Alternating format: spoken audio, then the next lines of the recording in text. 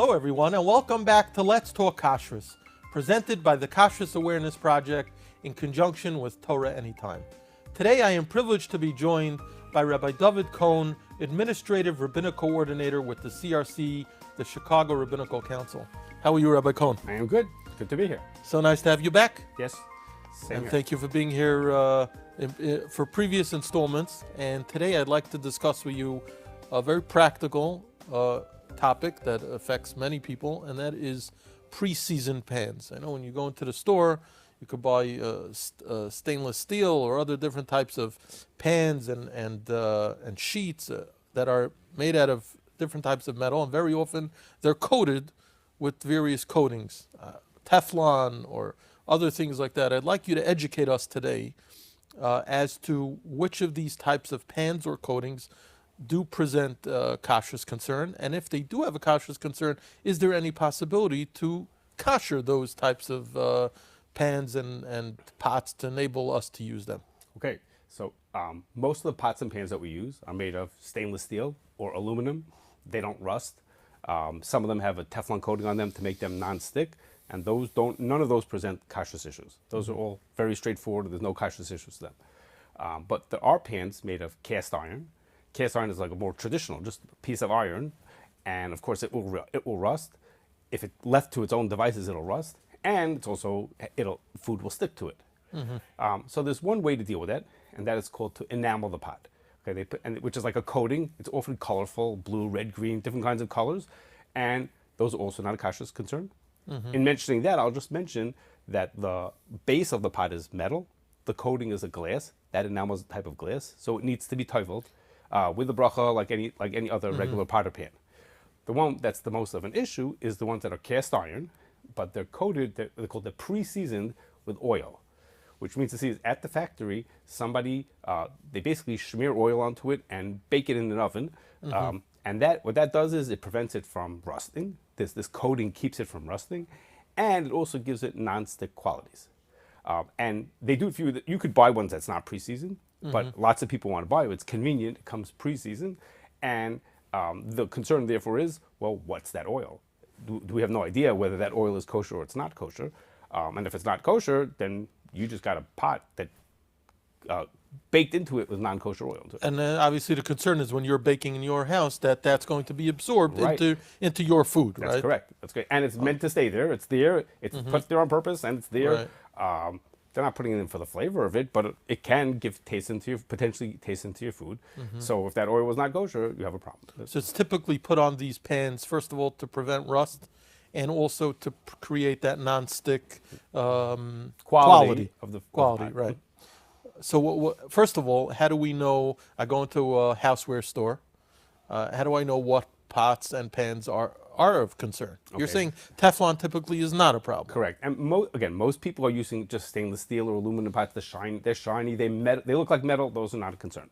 They're called the pre-seasoned cast iron. You would see them. They're usually black. Is cast iron typically only used for commercial, or is it used for? No, people use it at home. It has whatever reason why people prefer one pot over the other, or pans like griddles, and they're not shy about it. They'll tell you that it's pre-seasoned and it's cast iron. It's very heavy. It's heavier than your everyday stainless or aluminum pan, or copper. And generally, you could see that it is.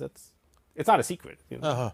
So I go to the store so typically cast iron is the only one that is of concern. Is that what you're saying? Okay. Yes. So that's rule number one. If it's not cast iron, I could rest assured that it's okay. No problem. So I bring home a cast iron pot or pan. I bought it. I want to use it, and then I notice this issue.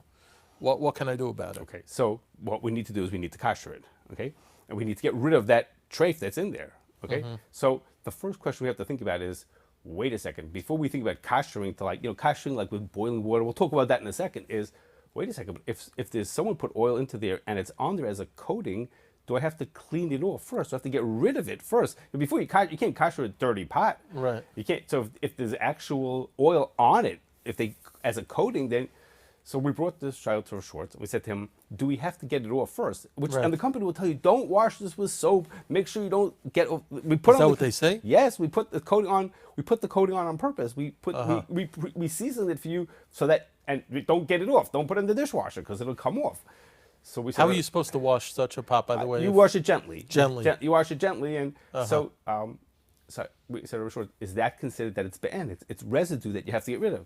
So he touched it, and he went like this, and he says, I feel nothing. I see, even though we all know that there was a coating that was put on, he says, when Chazal said that there are bliyas, that's what they were talking about. It's something that you can't see and you can't touch it, but it's in there and you know it's there. Right. He says that's what a bliya is. Bliya is not something magical. He says what we're looking at is a bliya. So now we could turn to the halachas of okay, we have a now clean that pot. it's not be'en, Now and we it's have a bliya, we now could, we say okay, how how do we kasher this pot?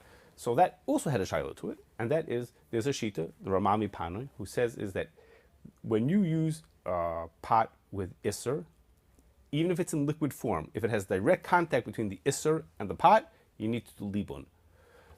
Which would mean is in this case, the oil, if it was not kosher, had direct contact with the pot when it was in the oven, it would need to have libun.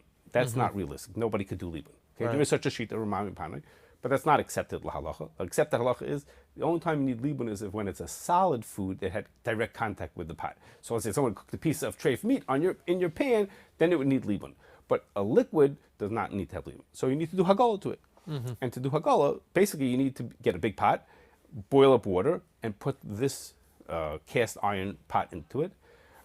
Just bear in mind a couple of things, and that is these tend to be very large cast iron pots, so you could do hagala one part at a time. You don't have to get the whole pot in. I was going to say, to clarify, irui, which is pouring hot water on a, is not good enough. No. Is not sufficient. You have to immerse. You have to immerse the item in the water. But like you're saying, because they're very large, you're probably not going to be able to find a pot to be able to put the whole pan or pot into. But you could do it left side first, and then the right side. That's fine. Okay. And the second thing is that because they tend to be very heavy, and very dense, when you put it into the water is going to stop boiling. Okay, because all of a sudden you're dunking this cold piece of metal into the boiling water, the water is going to lose its boil. So what we tell people is put it in, get the water boiling, put it in, and then wait for it to boil it again. I mean, now it'll have heated up the pan as well. Now you did that, now go to the other side and kasher the other side is the same thing. Very interesting. Any final thoughts on this, or is that it? No. Well, let me throw in one other thing. Okay. There are some wooden boards you could buy that people might put into a barbecue that have a similar issue. This is not a pan anymore. This is wood, and it also could be comes with a coating. With a coating of Right. oil. If they use just mineral oil or they put nothing onto it, those are fine. Mineral oil is kosher. Or if they put no coating onto it, that's fine. But some of those will say that they put on an oil coating onto it. Again, so that the meat shouldn't stick to it, or whatever reason. I'm not sure what the reason for that is. I guess it's for that. And these pieces of wood that people use to grill and so on and so forth, how would I know if I buy it if there's a concern on You'd that? have to poke around. Look at the manufacturer, see if it comes with some kind of oil on top of it. If it's just mineral oil, you're good. If it's no oil, it's also fine. But if it has like a vegetable or oil or animal fat to it, then you'd have a problem. You have a problem because you can't kasher that, right? Right. You probably can't put that into boiling water. Yeah, I would think. But Right. if you could put in the water, I guess boiling water would work. But I don't know if it can handle it. So. Right. Okay. Okay. Thank you so much. Wonderful discussion. Sure. Happy to be here.